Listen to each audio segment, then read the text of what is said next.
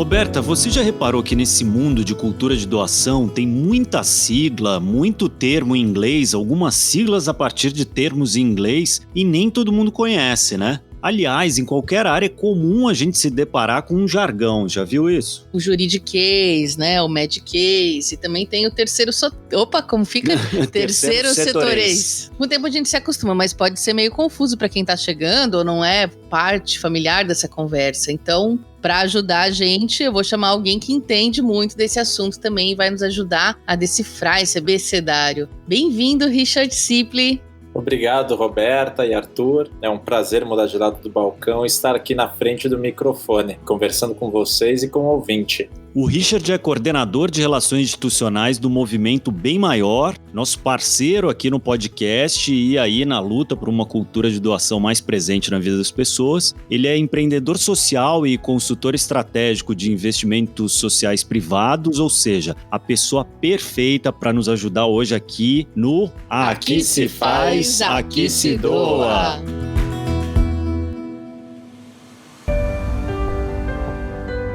Está começando mais um Aqui se faz, aqui se doa, seu podcast semanal sobre cultura de doação. O papo de hoje é um abecedário, um glossário sobre esse universo de doação, todas as suas siglas e termos tão presentes no dia a dia. E até deveria ser um dos nossos primeiros episódios, né? Pois é, mas não tem problema, a gente vai pagar hoje a nossa dívida, digamos assim, e vamos fazer um episódio com uma dinâmica diferente. A gente vai passar pelo alfabeto, listando aí os principais termos que a gente ouve por aí, e o Richard vai dar uma mão pra gente na definição. Ótimo, vamos lá. Então já vou puxar a primeira letra, A de advocacy. Quem se arrisca?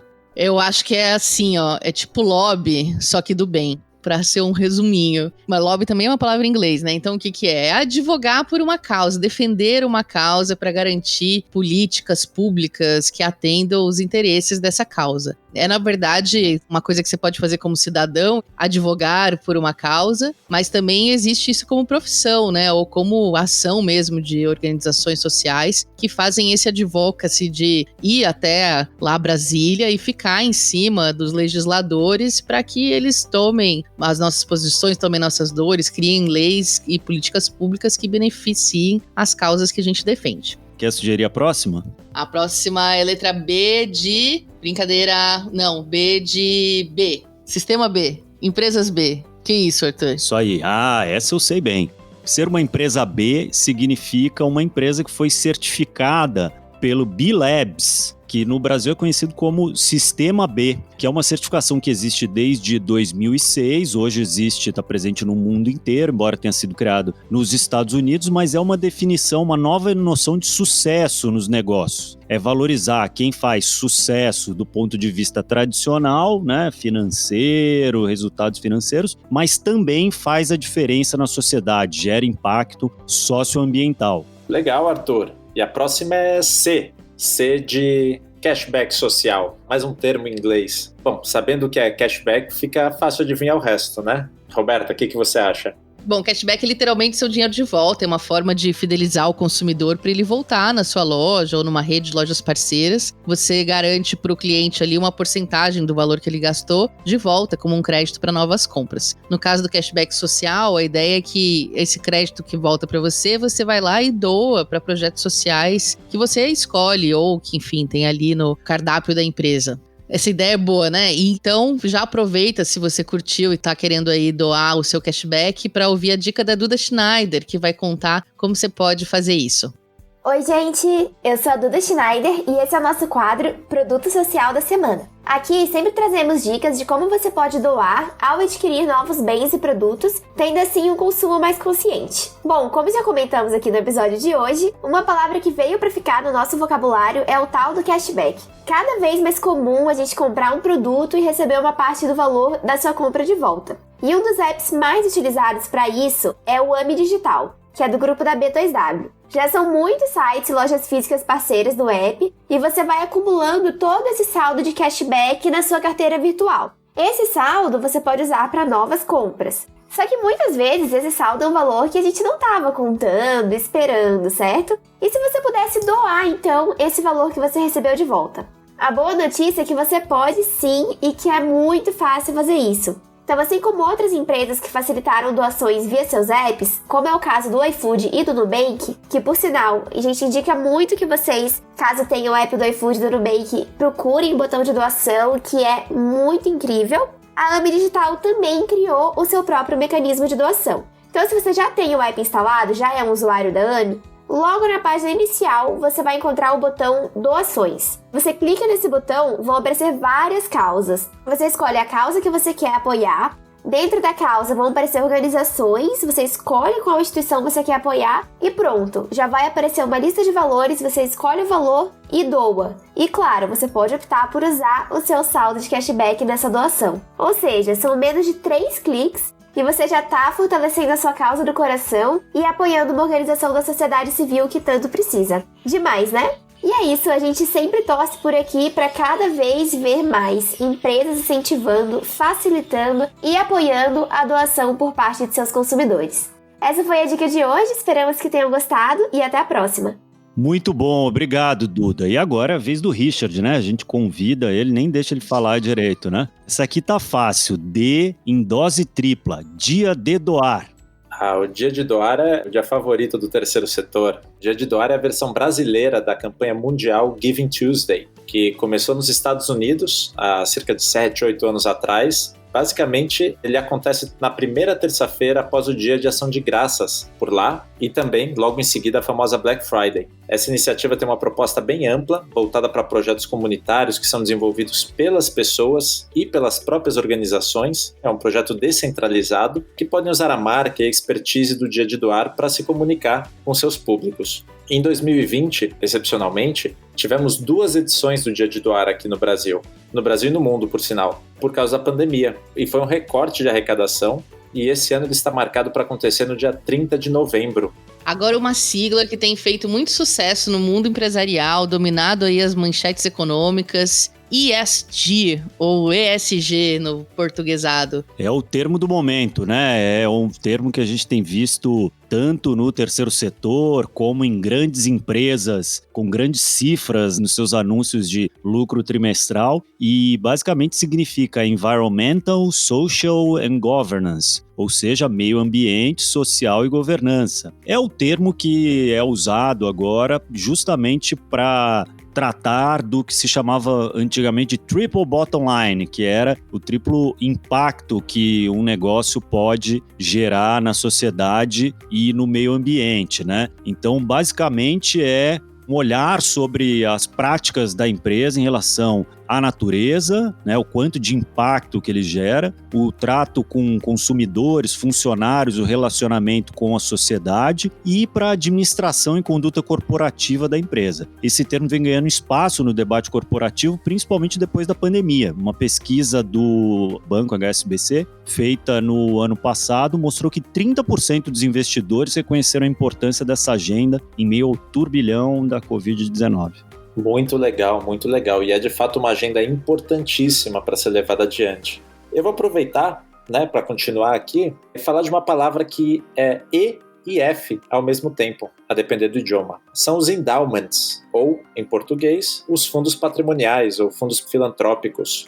Bom, juridiquês não é meu forte, então vocês me ajudam, mas sabe aquele sonho de ganhar herança e viver de renda? É isso, só que para uma causa. Os endowments são fundos filantrópicos permanentes formados por doações, pode ser de pessoa física, pessoa jurídica, enfim, ter diversas fontes, e fica lá aquela grana toda investida no mercado financeiro por um gestor profissional, e aí os rendimentos são os que sustentam os projetos sociais de acordo com a finalidade do fundo. A ideia é que o patrimônio fique lá sem ser mexido, esse dinheiro que foi doado fique lá só rendendo, e esses rendimentos que sejam usados para as causas. No mundo, eles são bem conhecidos por financiar grandes universidades, hospitais, instituições culturais, e na pandemia ficou bem clara a importância de ter um fundo assim que mantém ali a grana fluindo no dia a dia para o básico, pelo menos, principalmente em setores como a cultura, que sofreram um apagão de recursos, ou mesmo para hospitais que teriam essa grana adicional. Aqui não é tão popular ainda, mas a gente está trabalhando nisso. Em alguns lugares do mundo há fundos bem antigos, fundos de endowment como das grandes universidades americanas, né? São centenários, mas ainda pouco comuns no Brasil, né? Na verdade, eles começaram nos países de uma cultura mais antiga, de uma economia mais sólida, quando aqui tudo era mato, literalmente, né? Mas a gente chega lá, estamos evoluindo e a gente tem um grande desafio para os fundos patrimoniais, que é a questão legal, né? Enquanto que em outros países já tem uma lei que estimula a formação de grandes endowments, né? Com o objetivo de gerar um grande impacto social. Aqui a gente tem uma lei de fundos patrimoniais que foi aprovada só em 2019, mas ela criou um marco para essa modalidade para começar a se popularizar. Agora, por falar em uma categoria ainda pouco conhecida aqui nos trópicos, ao menos com esse nome, né?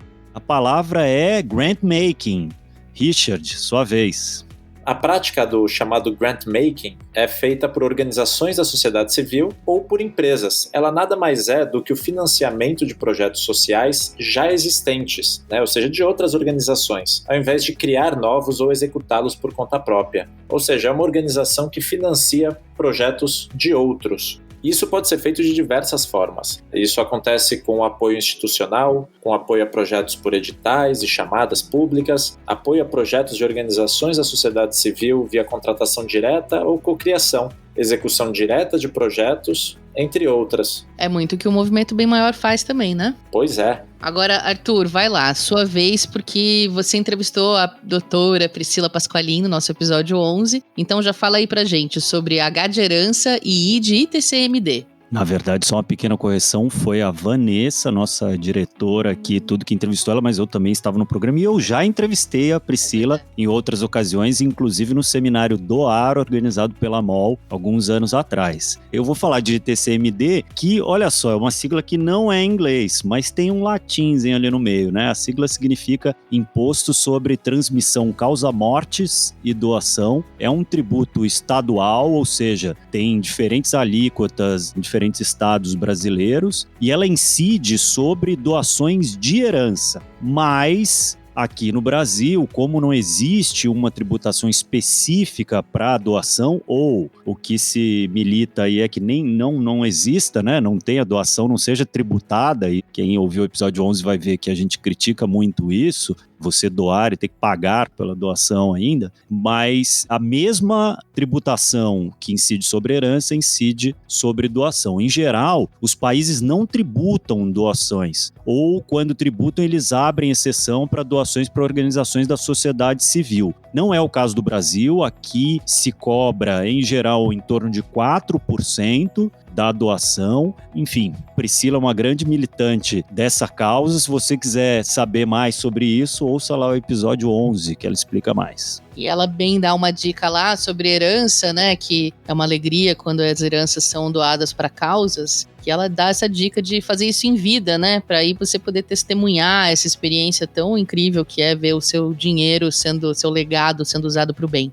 Gente, a próxima eu vou querer responder, pode ser? Opa! Boa. Vou falar de justiça social. Quando falamos de justiça social, estamos nos referindo a um compromisso dos governos e da sociedade civil de compensar as desigualdades sociais e garantir a igualdade de direitos. Esse conceito foi criado, foi definido por um cara chamado John Rawls, um filósofo que estabeleceu 3 pontos para se alcançar a equidade. O primeiro é a garantia das liberdades fundamentais para todos. O segundo é a igualdade de oportunidades. E o terceiro é a manutenção de algumas desigualdades apenas para favorecer os mais desfavorecidos. Que são as cotas, né? As políticas afirmativas, como, por exemplo, dar cotas para negros ou para estudantes da escola pública, ou ações afirmativas visando colocar mais mulheres na política. São ações de desigualdade, mas que é para justamente ajudar a puxar para frente aqueles desprivilegiados, literalmente, né? Que não tiveram os privilégios necessários para começar lá na frente. Perfeito, Roberta. São políticas inclusivas extremamente necessárias para a gente justamente ir atrás desse ideal de equidade.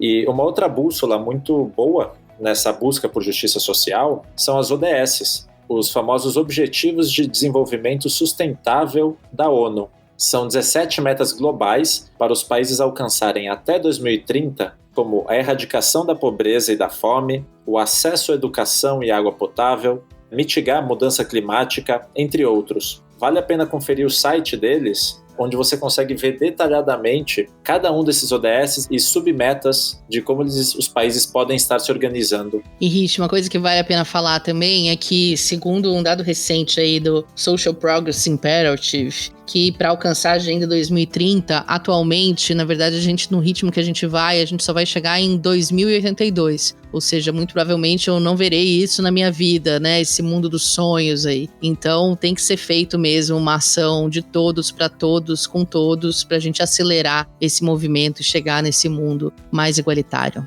Excelente, gente. Depois dessa resposta completíssima para nossa letra J, que acabou contemplando outras letras, né? OD, ODS, diversas outras, eu vou até dar o direito aqui de a gente pular a letra L, porque a gente já falou de leis, legado, lobby, provavelmente mais algumas. Então a gente já vai para a próxima, que é mais um termo em inglês, que é match funding. Bom, match vocês conhecem do Tinder, né, gente? Mas esse é um match ainda mais legal. É uma combinação, uma parceria, assim, que vai entre quem doa e mais alguém que está financiando e aposta em dobrar a sua doação ou multiplicar ela. A gente vê muito isso em crowdfunding ou na compra de produtos sociais. Você vai lá, faz a sua doação e aí uma empresa, um fundo, uma instituição vai lá e multiplica o seu valor. É um ganha-ganha. Você fica feliz da vida que doou e aí, enfim, o valor da sua doação é dobrado ou multiplicado, quintuplicado. Durante a pandemia, a gente viu muitas vaquinhas virtuais, os crowdfundings, faltou a gente colocar isso aqui no nosso abecedário, promovendo esse tipo de troca, assim. Você ia lá e doava R$10 para uma instituição comprar uma cesta básica lá na benfeitoria, e aí o BNDES ia lá e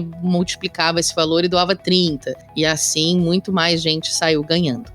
Roberta, então aproveita que você está aí no microfone e conta pra gente sobre negócio social.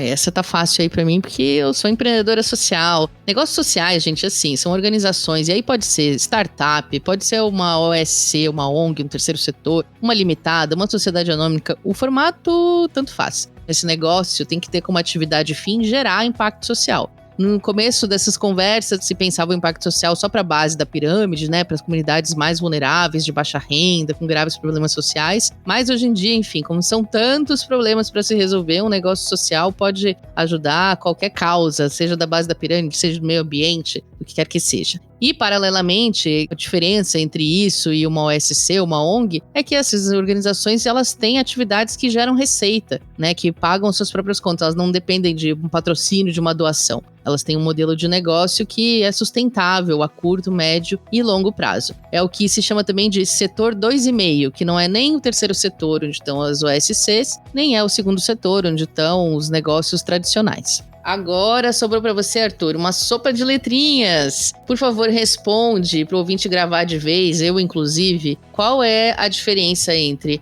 ONG, OSC, OCIP, OS...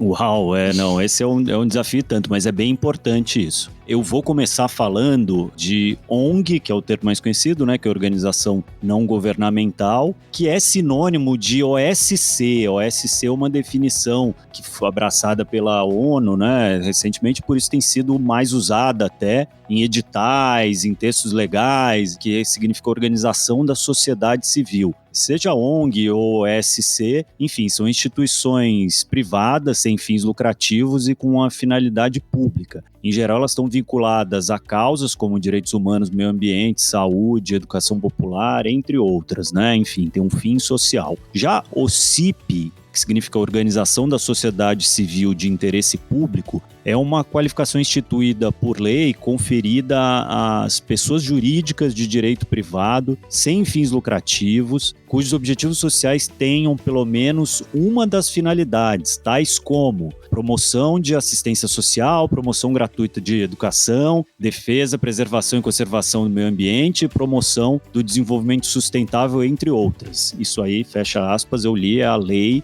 número 9.790 de 1999. O título OCIP é um reconhecimento oficial e legal que as ONGs podem ter. Então, uma organização pode ser uma ONG e OCIP, assim como, né, um OSC e OCIP, né, elas se sobrepõem. Já se você falar só em OS, né, uma organização social, é uma qualificação concedida pelo Poder Executivo, né, a entidades privadas sem fins lucrativos, ou seja, as que são destinadas, como diz a lei, ao, abre aspas, exercício de atividades dirigidas ao ensino, pesquisa científica, desenvolvimento tecnológico, a proteção e preservação do meio ambiente, cultura e a saúde. Por lei, a OAS deve ter um conselho de administração composto por representantes tanto do poder público como da sociedade civil. Agora, Richard, sei que também você conhece bem e a gente ouve bastante. Pledge. O que é isso? O pledge pode ser traduzido como um compromisso de doação, ou seja, você se comprometer a doar parte do seu dinheiro, do seu patrimônio, com algumas condições pré-estabelecidas. Um dos pledges mais conhecidos no mundo é o Giving Pledge, que é liderado por figuras como Bill Gates e Warren Buffett, no qual os signatários se comprometem a doar mais da metade de sua fortuna ainda em vida. Até hoje, já foram assinados 219 pledges por pessoas de 25 países, e no Brasil temos apenas um signatário, o Eli Horn, fundador da empresa Cirela, que por coincidência também é o fundador do movimento Bem Maior. No caso do Giving Pledge, né, Richard, a gente está falando aí de um compromisso de bilionários doarem seus bilhões e bilhões, né? Mas existem pledges também para as pessoas comuns, assim. No Brasil a gente não tem esses movimentos, mas lá fora, se você quiser procurar, tem o movimento 1% for the Planet, tem Give What You Can, tem vários movimentos assim que também chamam para essa ideia de que você deve se comprometer a doar 1%, 10% ou quanto você puder da sua renda por toda a sua vida, seja você agora um estagiário que ganha um salário mínimo ou o dia que você virar um bilionário, como o seu Eli Horn, e aí você doa mais ainda. Bom, e com a letra Q, agora a gente vai dar uma pequena apelada, mas é com uma finalidade boa e vocês vão entender por quê. A gente vai falar de QR Code. Roberta, conta pra gente o que isso tem a ver com a cultura de doação. Pô, é sempre bom começar definindo. Eu mesma não sabia até pouco tempo, horas atrás, mas QR Code é a sigla para Quick Response Code, ou código de resposta rápida. É um tipo de código de barras, assim, né? Todo mundo já viu aquele quadradinho todo manchadinho. Parece novidade, mas já tem mais de 20 anos e ultimamente ele ganhou bastante espaço como forma de fazer pagamentos mais rápidos, né? Principalmente quando está associado ali ao Pix, ao celular, ou essas maquininhas de pagamento, sistemas de pagamento como o AME, PagSeguro e coisas assim. Para a cultura de doação, ele foi a grande estrela das lives que a gente viu acontecer quase todo dia ano passado, né? E que os artistas transmitiam shows e aí incentivavam, vamos lá, escaneia o código, faz uma doação. Uma forma mais prática de doar do que você ter que entrar no site, né? Abrir o computador, digita um site, chega lá, faz a doação. Assim você já vai direto ali pro carrinho. Se o seu cartão já estiver cadastrado, é só dar ali o confirmar e pronto, pagou, doou. E isso é uma das grandes barreiras, né, da doação no Brasil, é justamente a dificuldade. Então, quando a gente facilita, é bom para todo mundo. Bom, a próxima eu ia até me propor a responder, mas vou passar para o Richard essa bola, que é o nosso especialista em responder as coisas difíceis. R vai ser para recursos, também conhecido como dinheiro, bufunfa, jota, gaita, seja lá como você conhece, mas é aquela famosa coisa que move o mundo. No mundo da cultura de doação, o termo ganha um companheiro, que é captação, né? A captação de recursos é o que move esse mundo aqui que a gente trata no podcast. O que é isso, Richard? Eu vou me usar aqui de uma definição da ABCR, né, Associação Brasileira de Captadores de Recursos, que é para não ter erro. Na teoria, a captação de recursos é o processo estruturado para pedir as contribuições voluntárias de que a organização precisa. Sejam eles recursos financeiros ou outros recursos, né? Podem ser um software, um serviço. Na prática, captar recursos significa ter uma equipe dedicada a pensar em ideias criativas para trazer as doações e aproximar a organização da comunidade. Isso vai desde organizar uma festa junina beneficente, até ficar de olho em editais, organizar jantares, conversar com empresas, enfim, toda uma gama de possibilidades para manter a ONG funcionando e prestando o seu serviço da melhor forma. Vou aproveitar aqui para fazer um comentário legal. Nessa semana, a Classificação Brasileira de Ocupações, que é o código que todo mundo tem na carteira de trabalho, finalmente entrou lá na lista que tem as profissões mais diversas, entrou na lista captador de recursos, o que era uma luta de muito tempo de advocacy, como aprendemos já hoje, da própria ABCR, que é a Associação dos Captadores. Tá todo mundo muito feliz que agora vai poder ter na carteira de trabalho a sua ocupação correta sendo reconhecida pelo Estado. Sim, grande conquista. Agora vai lá, Arthur, fala pra gente o que é stakeholder.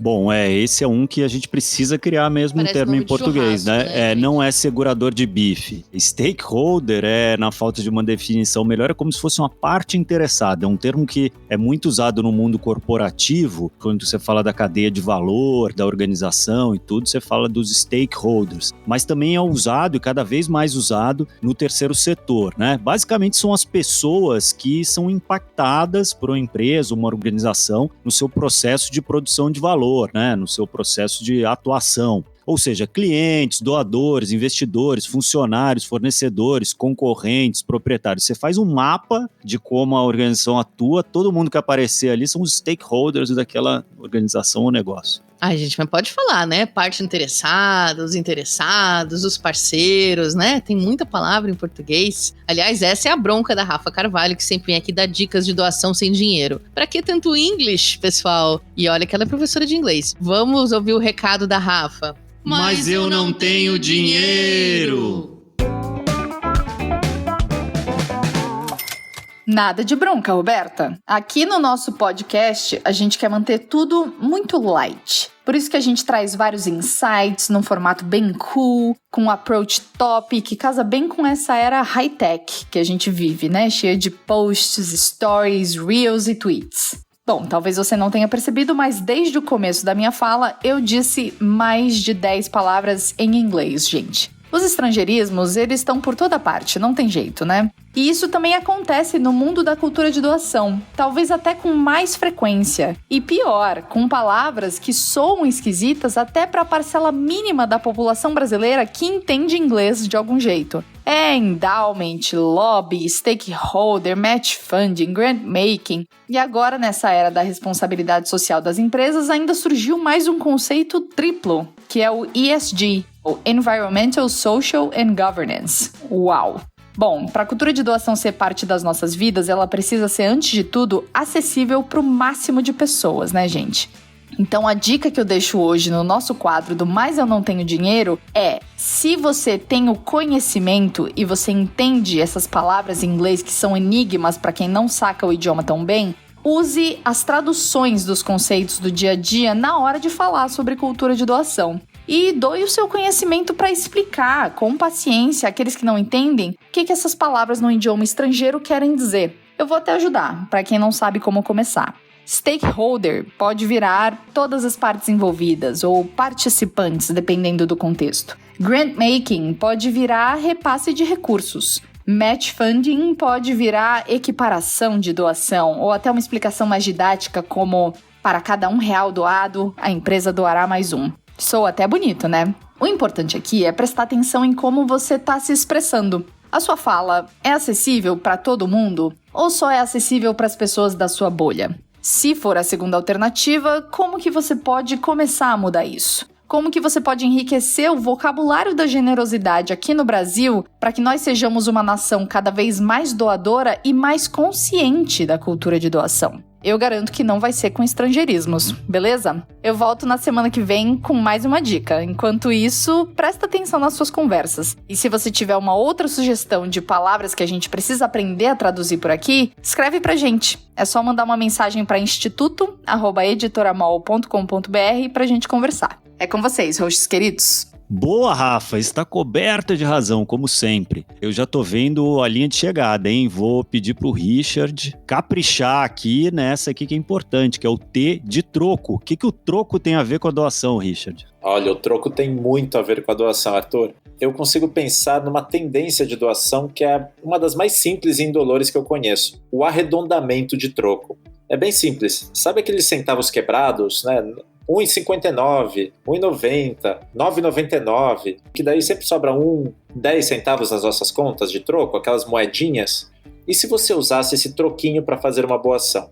É isso. Hoje existem várias lojas e marcas que fazem esse arredondamento e existem organizações que montaram sistemas para fazer essa máquina funcionar com mais facilidade, para você não ter que nem sequer pegar a moedinha. O próprio sistema da loja já converte esse troco em doação e às vezes a sua próxima compra no cartão de crédito pode fazer isso sem preocupação alguma. E de pouquinho em pouquinho a doação vai entrando na rotina, não pesa no bolso e as organizações sociais vão se fortalecendo com essa prática. Muito bom. Eu sempre arredondo e sempre recomendo. E ó, estamos chegando ao fim do nosso abecedário com a letra V de voluntariado. Essa modalidade de doação é bem recorrente, a gente sabe como ela aproxima as pessoas das organizações de uma forma incrível. Muitas vezes é a porta de entrada para o mundo do terceiro setor. E pode ser de 1000 jeitos, né? Você pode doar sua expertise, seus conhecimentos, sua força de trabalho, pode ajudar a captar recursos, pode ajudar nos atendimentos que a organização faz, a realizar de alguma forma a sua atividade fim. Claro, tudo sem remuneração, mas levando muito a sério, né?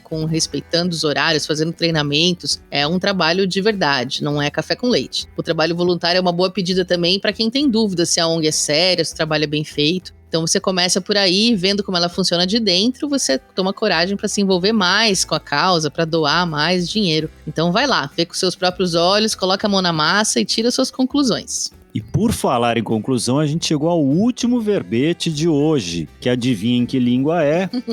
W de washing, né? Se tiver algum curso de inglês que quiser nos patrocinar aqui, eu acho que cabe, né? E quem ouviu o episódio anterior vai lembrar bem desse termo washing que a gente vai falar agora. Ele geralmente aparece associado a outras palavrinhas como social washing, greenwashing, né? Que são as famosas maquiagens, maquiagem verde, maquiagem social, que basicamente é dizer que você faz alguma coisa ou não faz, ou então fazer uma pequena coisa e alardear como se fosse gastar enorme. Mais dinheiro na propaganda do que na ação social. Esse é um clássico do social washing. Alguém aí se arrisca a falar alguma palavra com X, Y ou Z? Eu tenho, a XP que tem usado bastante a propaganda ESG também, se quiser pode nos patrocinar. Com essa verbinha a mais a gente pode colocar os episódios no YouTube com um vídeo que é o Y, né? E Z de... E fecharam numa conversa de Zoom para comemorar. Ah, mas é claro, a gente grava no Zoom. É isso aí. É isso. Muito bom. Ufa, fechamos então o nosso alfabeto da cultura de doação. Quer dizer, se faltou algum termo, gente, é só escrever pra gente, vocês já sabem. instituto@editoramol.com.br. Coloca lá sua dúvida que a gente explica no próximo episódio. Richard, obrigada pela sua presença, pelo seu conhecimento e volte sempre que quiser. Portas abertíssimas para você. Obrigado, Roberta, Arthur e toda essa equipe incrível. É sempre um prazer estar com vocês, né, batendo esse papo, e adorei fazer parte dessa enciclopédia filantrópica em nome do bem maior. Obrigado a todos que participam e acompanham esse podcast e até a próxima. Muito obrigado, Richard. Salvou nossa vida aqui, que algumas coisas que ele explicou, acho que a gente não seria capaz. Terça que vem tem mais. Então é isso, minha gente. Esse podcast é uma co-realização do Instituto MOL e do Movimento Bem Maior. A produção é da Vanessa Henriques e das nossas colunistas Maria Eduarda Schneider e Rafaela Carvalho. A edição de som é do Bicho de Goiaba Podcasts e é isso. Até mais! Até mais!